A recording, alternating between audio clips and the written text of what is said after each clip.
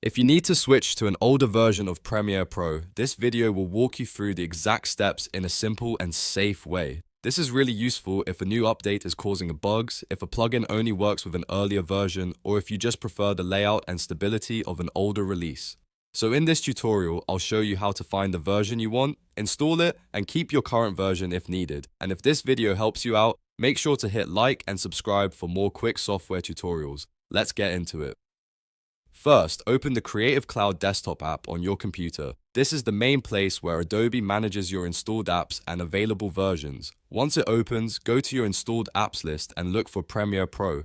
If you already have Premiere Pro installed, you should see it right there in the list. Now next to Premiere Pro, click the three-dot menu icon, sometimes called the More Actions menu.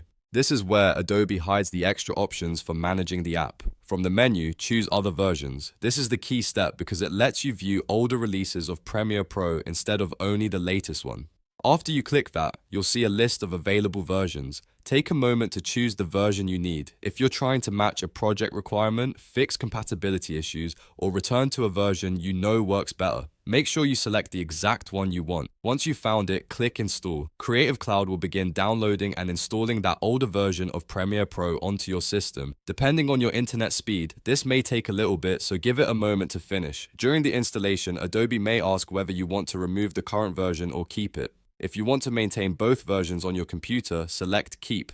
That way, you can continue using the newer version if needed, while also having the older one available for specific projects. This is especially helpful if you work with different clients, older project files, or third-party extensions that behave better on a previous release. After the install is complete, you can open Premiere Pro and use that older version right away. If you want, you can even keep both versions installed and switch between them depending on the project. Just be aware that the version you open matters, especially when working on team projects or shared files.